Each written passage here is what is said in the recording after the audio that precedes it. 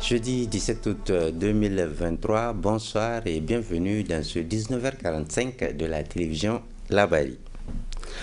Les manifestations continuent en soutien au Conseil national pour la sauvegarde de la patrie. Ce jeudi matin, les ressortissants sénégalais vivant au Niger ont battu le pavé.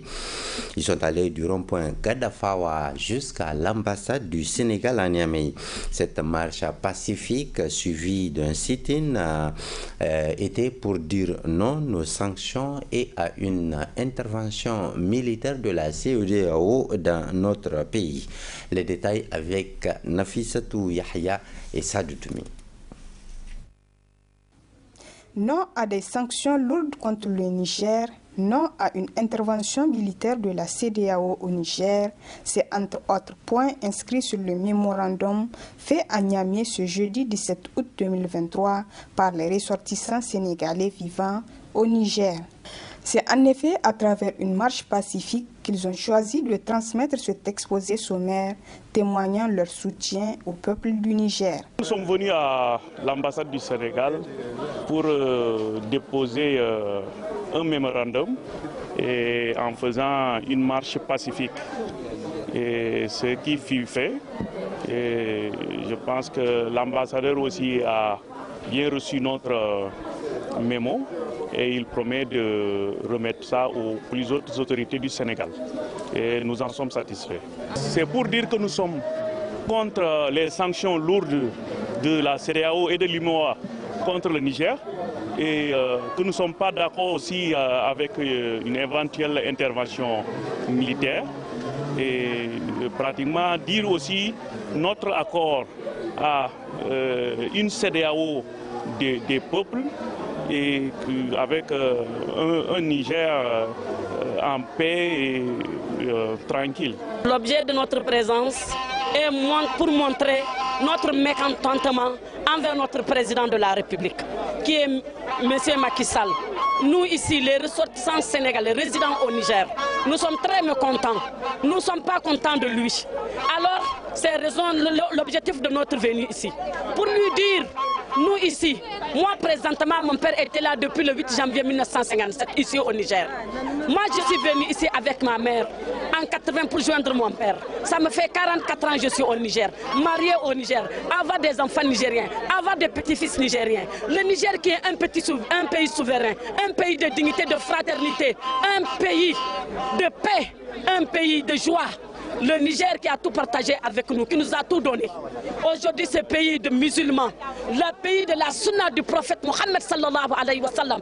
Et Macky Sall va dire qu'il va envoyer un troupe sénégalais venu au Niger. Nous serons les premiers à mourir dans le terrain. Nous serons les premiers à mourir. Ils vont nous tuer de premiers avant d'atteindre les Nigériens. Parce que nous sommes de tout cœur avec les Nigériens. Et nous allons mourir ensemble avec les Nigériens. Parce que ce sont nos frères musulmans et nos sœurs musulmans. Et nous sommes tous musulmans. Nous sommes père et mère. Rien ne nous sépare avec le Niger. Donc nous disons embargo à la sanction de la CEDEAO et nous leur dirons qu'eux ils ont des armes, mais nous avons Allah subhanahu wa ta'ala. Ce mémorandum va être transmis à qui de droit, a rassuré le chef de la diplomatie sénégalaise au Niger. Rappelons que c'est pour la deuxième fois que la communauté sénégalaise vivant au Niger manifeste son mécontentement face aux sanctions de la CEDEAO au Niger. Justement, Nafissatou Yahya, malgré ces sanctions économiques contre le Niger, l'avènement du CNSP au pouvoir a favorisé l'arrivée aussi d'une activité commerciale. Il s'agit de la vente des gadgets à l'effigie des membres du Conseil national pour la sauvegarde de la patrie CNSP. Des articles qui sont sollicités par beaucoup de citoyens, surtout pendant les manifestations. Voyons cela de plus près avec Ismaël Moumouni et Halidou Bourema. La prise de pouvoir par le Conseil national pour la sauvegarde de la patrie, CNSP, a vu la confection en grand nombre de posters, badges, t-shirts et autres de ces militaires, mais également de leurs alliés. Ces articles sont vendus comme des petits pains, surtout lors des manifestations de soutien à la junte.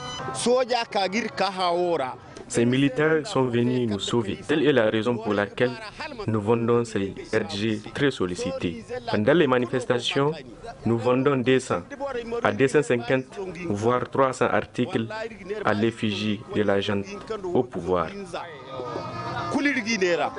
Pour ces personnes, disposer d'un article sur lequel est flanquée l'image de ceux qui ont pris le pouvoir est une fierté. Ça me plaît, parce que les militaires maintenant, ils nous sauvent. Ils les sauvent peuple des Nigériens. Donc nous tous, on est contents maintenant. On est contents. Donc c'est pour cela que nous, on a acheté ça pour la joie, pour la fraternité. Les militaires ont mis fin à l'anarchie. Nous les soutenons, voilà pourquoi on porte ces t-shirts à l'effigie du responsable de la junte. Ces articles ont le vent en poupe depuis la mise en place du CNSP. Porter un article à l'effigie des militaires est une manière pour eux d'affirmer leur soutien à la junte. Et parlons maintenant du gouvernement de transition. Ce jeudi 17 août 2023, le nouveau ministre de l'Agriculture et de l'Élevage s'est entretenu avec les responsables du syndicat national des agents de l'agriculture du Niger. C'était dans les locaux de la salle de réunion du ministère de l'Agriculture et en présence des cadres centraux, mais aussi de nos reporters Boubacar Ibrahim et Aboubakar Soleil. Faire face aux défis du moment, le fait de pouvoir répondre efficacement aux attentes des populations nigériennes, c'est l'objectif affiché par le tout nouveau ministre en charge de l'agriculture et de l'élevage à travers ses consultations préliminaires. C'est ainsi qu'après les cadres du ministère, le ministre s'entretient par la présente avec les leaders syndicaux réunis au sein du syndicat national des agents de l'agriculture du Niger. Dans le long message qu'il a prononcé à cette occasion, Mohamed El Haji Ousmane les a invités à faire joindre leurs militants à l'effort national. Le message du gouvernement n'est rien d'autre de se mettre au travail face aux difficultés que notre pays connaît aujourd'hui avec les sanctions de la CEDEAO pour que nous puissions ensemble taire nos individualités, nos contradictions, nos différences d'opinion afin de regarder le Niger qui est le bien commun à tous. C'est ce message que je voudrais partager avec vous.